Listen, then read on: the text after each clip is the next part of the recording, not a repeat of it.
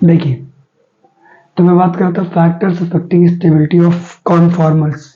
देखिए इसमें क्या है ना, इसमें हम ये चर्चा करेंगे कि जो कॉन्फॉर्मर्स बन रहे हैं अलग अलग रोटेशन पे, उनको उनकी स्टेबिलिटी को इफेक्ट करने के लिए क्या क्या टर्म्स यूज किए जाते हैं। जैसे उनकी स्टेबिलिटी पे अगर हम बात करें तो उनकी स्टेबिलिटी को क्या क्या चेंज कर दे तो चेंज हो जाएगी। देखिए पहला है टॉर्सनल स्ट्रेन, इसका दूसरा नाम पिट्जर स्ट्रेन भी हो सकता है, या उसका एक एक्लिप्सिंग स्ट्रेन भी इसका एक नाम हो सकता है। यह है क्या, समझाता हूं। देखिए, अच्छा आपको पता है ना बॉन्ड में इलेक्ट्रॉन पेयर शेयर होता है। अरे भाई, बॉन्ड में इलेक्ट्रॉन पेयर शेयर होता है कि नहीं।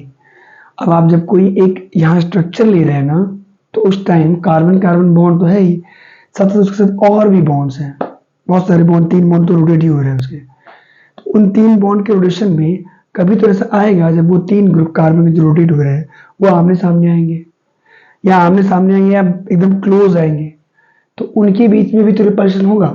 Electronic repulsion, bond pair repulsion होता है, आपको पता है, बॉन्ड पेयर लोन पेयर। तो बॉन्ड पेयर रिपल्शन की वजह से एक जो स्ट्रेन यहाँ डेवलप हो रहा है इलेक्ट्रॉनिक रिपल्शन की वजह से, उसी को यहाँ टॉर्सनल स्ट्रेन बोला गया है। अच्छा, ये रिपल्शन और नाम से जाना जाता है इक्लिप्सिंग। अच्छा, ये रिपल्शन जो है ये इक्लिप्स्ड फॉर्म में ज्यादा होता है, स्टैगर्ड में मिनिमम, इक्लिप्स्ड में मैक्सिमम। आते हैं दूसरे रिपल्शन पे, वांडर वॉल स्ट्रेन। अब ये स्ट्रेन क्या है, ये फैक्टर। अच्छा, ये वांडर वॉल स्ट्रेन कब ऑब्जर्व किया जाएगा, जब बल्कि ग्रुप्स होगा। ये स्टेरिक हिंड्रेंस होता है, स्टेरिक हिंड्रेंस होता है साइज की वजह से। जब भारी मॉलिक्यूलर वेट के ऑब्जेक्ट और ग्रुप्स कहीं जुड़े हों और वो आमने सामने आ जाए ना, जैसे मैंने समझाया था आमने सामने कैसे आते हैं, ऐसे रोटेट करके ऐसे सामने सामने ऐसे। तो ऐसे आने पे ना, अगर बल्कि ग्रुप है और सामने आमने है तो रिपल्शन मैक्सिमम हो जाएगा। और वो रिपल्शन क्योंकि उनके साइज की वजह से एक्स्ट्रा हुआ है, इसीलिए उसको हम लोग वान टू वॉल स्ट्रेन बोल रहे हैं। क्लियर। इसको हम स्टेरिक हिंड्रेंस की वजह से, स्टेरिक हिंड्रेंस के टर्म में देखते हैं, साइज की वजह से, साइज या मॉलिक्यूलर वेट ज्यादा होने की वजह से। अब आते हैं रोटेशन बैरियर। ये तो आप पहले भी देख चुके हैं कि मिनिमम स्टेबल से लेकर के मोस्ट मैक्सिमम स्टेबल तक जो एनर्जी लगती है, जो एनर्जी गैप होता है, उसको हम रोटेशन बैरियर समझते हैं। वो आ गया था आपको।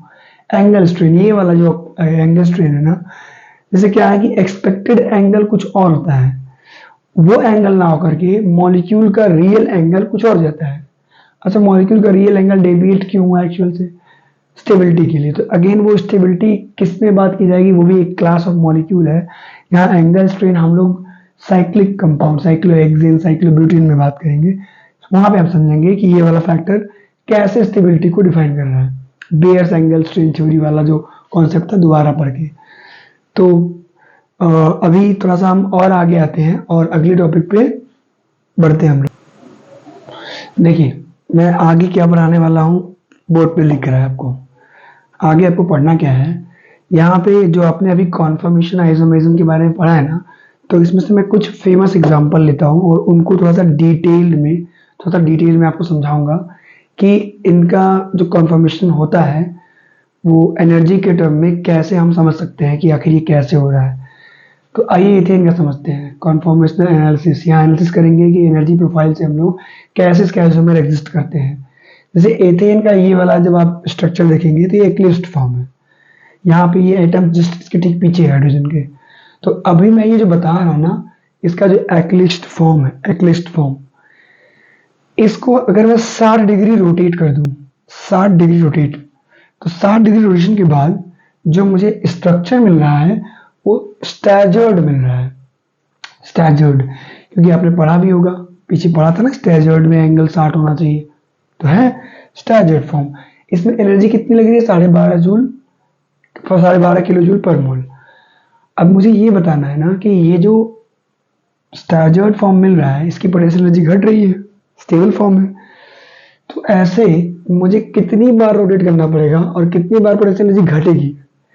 अरे जितनी बार रोटेट करूंगा, अगली बार मैं 60 रोटेट करूंगा ना, तो वापस ये हाइड्रोजन यहाँ आ जाएगा, तो इधर तो पोटेंशियल एनर्जी बढ़ जाएगा क्योंकि इक्लिप्स हो जा रहा है फिर से। फिर यहाँ रोटेट करूंगा, फिर से वापस ही घट जाएगा, स्टैजर्ड हो जाएगा, क्योंकि ये इक्लिप्स फॉर्म जो आगे पीछे वाला पोर्शन है वो हट जाएगा। तो मतलब ऐसे एनर्जी घटेगी बढ़ेगी, एनर्जी घटेगी बढ़ेगी। अगर मैं एक डायग्राम बनाऊं, प्रोफाइल बनाऊं, एनर्जी प्रोफाइल बनाऊं इथेन के लिए एनालिसिस करके, तो इसके आइसोमर की एनर्जी घटेगी बढ़ेगी घटेगी बढ़ेगी, क्योंकि ये आमने सामने आएंगे जाएंगे।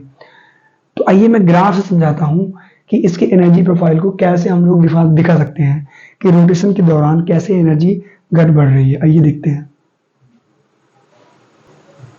देखो, एनर्जी प्रोफाइल के लिए मैंने ना बाकायदे ग्राफ बनाया है।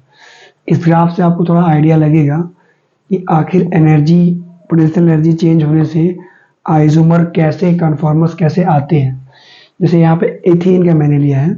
एथेन का देखिए इक्लिप्स कब बनता है। ये एक पोटेंशियल एनर्जी का एक्सिस है, वाई एक्सिस, और एक्स एक्सिस डायहेड्रल एंगल का है। 0 से स्टार्ट हुआ है डायहेड्रल एंगल और 360 तक जा रहा है, ठीक है, मतलब और आगे भी जाएगा। तो देखो मेरे पास एक्लिप्स है ना जो 0 पे है। जब ये इसको मैं एक्लिप्स पे रखा था तो ये इसकी एनर्जी यहाँ पे थी। जैसे जैसे मैं इसको रोटेट करना स्टार्ट किया ना, 60 डिग्री में अभी पहुंचा नहीं हूँ। देखो 60 डिग्री पहुंचने तक इसकी एनर्जी घट रही है, पोटेंशियल एनर्जी कितनी घटी, 12.5 जूल तक घट गई 60 डिग्री तक पहुंचने पर। अच्छा, 12.5 जूल तक घटी, उसके बाद ये दोबारा आगे नहीं घटी है, उसके बाद ये उठी है।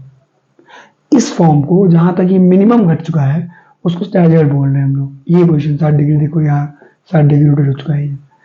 अब आगे 60 डिग्री के बाद हम और रोटेट करें, अगर 120 तक पहुंचे तो वापस से एनर्जी बढ़ना स्टार्ट हो रहा है। और कितना बढ़ गया मैक्सिमम, 12.5।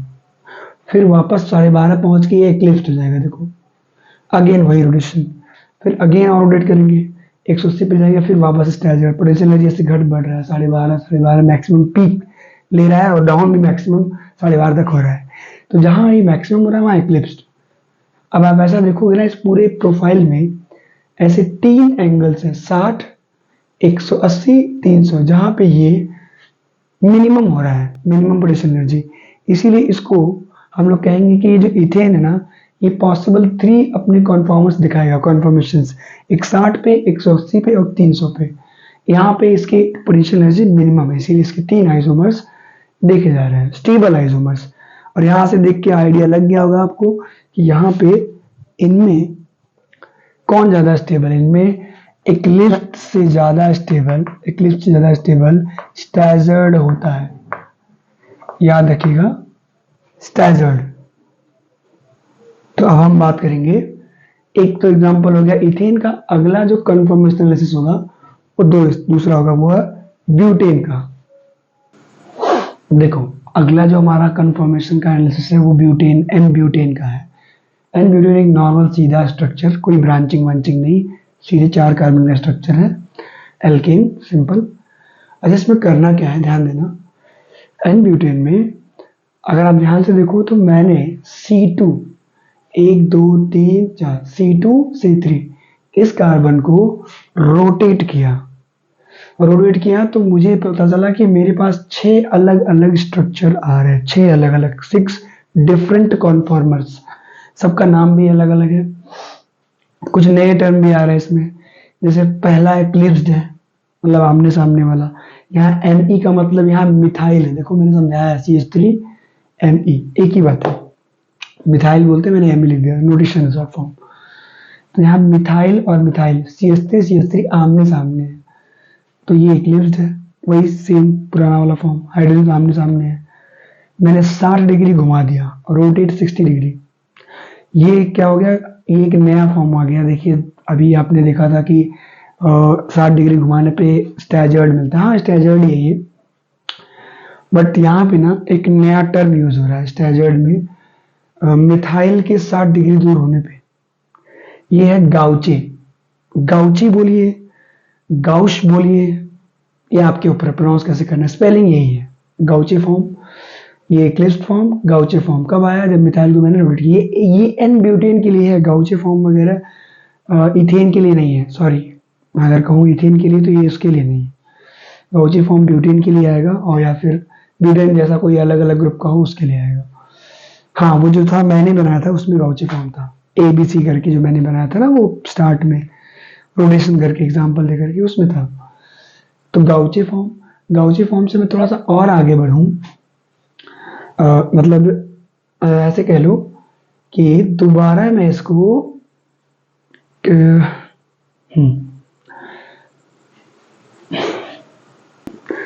दोबारा 60 डिग्री में और घुमा दूं, तो ये हाइड्रोजन इसके पास आ जाएगा, ये मिथाइल इसके पास। तो अब ये जो फॉर्म आएगा ये भी आमने सामने वाला ही है, बट यहाँ हाइड्रोजन मिथाइल के सामने है और ये वाला इसके सामने है। तो इसका नाम है, ये फुली इक्लिप्स्ड है, फुली इक्लिप्स्ड, इक्लिप्स्ड बोल देते हैं इसको शॉर्ट फॉर्म में, लेकिन ये पार्सली इक्लिप्स्ड है थोड़ा सा। ठीक है, अब इसको 60 डिग्री और घुमाओ, अब जो आएगा उसमें मिथाइल एक दूसरे मिथाइल के उल्टे सामने आमने हो जाएगा। अब क्योंकि बल्कि ग्रुप ज्यादा एक दूसरे से दूर है, बल्कि ग्रुप तो हिंड्रेंस, जो याद करो स्टेरिक हिंड्रेंस बॉन्ड वॉल स्ट्रेन, वो एकदम कम हो जाएगा। इसको एंटाई बोलेंगे, इस कंडीशन को एंटाई बोलेंगे। चौथा स्ट्रक्चर है, 60 डिग्री और घुमाने पे ये मुझे मिल रहा है, इसको पार्शियल इक्लिप्स्ड अगेन बोलेंगे, यही वाला स्ट्रक्चर है पार्शियल इक्लिप्स्ड। अब दोबारा एक बार और घुमा दोगे ना तो ये वापस से कुछ ऐसा हो जाएगा, ये गाउची की तरह हो गया, तो गाउची। और फिर दोबारा घुमाओगे तो इक्लिप्स हो जाएगा। तो 6 पॉसिबल स्ट्रक्चर है, लेकिन ये दोनों गाउची में अंतर है, ये वाला गाउची, ये वाला गाउची, दोनों में अंतर है। इधर मिथाइल ये इधर है और इधर ये इधर है, तो ये एक दूसरे के मिरर इमेज है। आगे चल के मैं बताऊंगा कि ये जो मिरर इमेज बना रहे हैं ना, इनको हम लोग एनेंशियोमर बोलेंगे, कि ये non super imposable mirror image है। मैं इसको अगर सेकंड को उठाऊं तो मैं उठा करके 6th पे रखूंगा ना, तो दोनों एक दूसरे पे ढकेंगे नहीं। ये मिथाइल इधर है तो यहाँ हाइड्रोजन है, इसीलिए ये दोनों सेकंड और 6 एक दूसरे के मिरर इमेज हैं, और इनको हम लोग non super imposable mirror image बोलेंगे, और इसीलिए ये कहलाते हैं एनेंशियोमर्स। ठीक है, अच्छा, इनकी भी एनर्जी प्रोफाइल होगी, देख के ही लग रहा होगा एंटी सबसे ज्यादा स्टेबल है। ठीक है, अभी मैं बताता हूँ कि ये कैसे हो रहा है। पहले देखो ये लेस स्टेबल, 60 डिग्री घुमाया, थोड़ा कम स्टेबिलिटी थोड़ी बढ़ी, और इसको थोड़ा सा घुमाया, इक्लिप्स्ड हुआ है, तो गाउची से इक्लिप्स्ड थोड़ा लेस स्टेबल है, थोड़ा एनर्जी बढ़ी होगी, थोड़ा ऊपर आया होगा। फिर और इक्लिप्स से फिर मैं यहाँ जा रहा हूँ, एनर्जी एंटी पे और ज़्यादा घट गया होगा। तो अभी आपको ग्राफ देख के समझ में आ जाएगा कि एनर्जी कहाँ घट बढ़ रहा है। ध्यान दो, ध्यान देना यहाँ पे एनर्जी प्रोफाइल में जो पोटेंशियल एनर्जी की एक्सिस है ना, इसे आप देखो ध्यान से। इस एक्सिस में इधर ये डायहेड्रल एंगल वाला देखो, यहाँ 0 डिग्री, 60 डिग्री, 120, 180, 240, 300। अब आप ना ब्यूटेन के रोटेशन को ध्यान से देखिए, जब मैं 0 से 60 जा रहा हूँ तो एनर्जी घट रही है। ये गाउचे बजा रहा है, गाउचे मतलब कि फर्स्ट स्ट्रक्चर से इक्लिप्स से गाउचे सेकेंड स्ट्रक्चर में जा रहा है, और वापस से यहाँ एनर्जी घटी है। ये पूरा यहाँ से यहाँ तक 19 जूल है, 19 किलो जूल है, अभी मिनिमम नहीं है, मिनिमम मतलब मिनिमम गैप है, यहाँ तक 19 जूल है एंटाई तक। बड़ी यहाँ तक ना 3.5 जूल का गैप छोड़ दे रहा है, अभी भी पूरा कंप्लीटली गाउचे में खत्म नहीं हुआ अभी। तो गाउचे सेकंड के बाद ये फिर से एनर्जी यहाँ पे रोटेशन करने पे स्टार्ट होती है बढ़नी, और बढ़ते बढ़ते पार्शियली इक्लिप्स तक बढ़ता है। फिर से मैं अपडेट करता हूँ, ये 120 से फिर 180 आता है, तो एनर्जी फिर घटती है और मिनिमम तक जाती है, वो एंटाई फोर्थ है। सबसे कम पोटेंशियल एनर्जी इसकी है, इसीलिए सबसे ज्यादा स्टेबल ही होगा। फिर और एक बार उठाओ, और एक बार रोटेट करने पे 120, 180 से 240 जाने पे ये और उठता है, और ये फिर से पार्शियल इक्लिप्स होता है, और 16 जूल इसके बीच का गैप होता है। ठीक, वापस से इसको और रोटेट करें 240 से 300 तक, तो वापस से इसकी एनर्जी घटती है, और ये गाउची फिर से जाता है, गाउची 6th पे आता है। ये 5th था, ये 6 है। फिर से इंक्रीज करोगे, फिर से रोटेट करोगे तो 300 डिग्री से आगे जाओगे 60 डिग्री, तो वापस से तुम्हें ये मिल जाएगा इक्लिप्स्ड। तो पूरे प्रोफाइल में एंटाई सबसे कम पोटेंशियल एनर्जी रखता है। इसीलिए अगर मैं स्टेबिलिटी की बात करूंगा ना, तो स्टेबिलिटी का जो ऑर्डर होगा, वो स्टेबिलिटी का ऑर्डर सबसे ज्यादा होगा आपका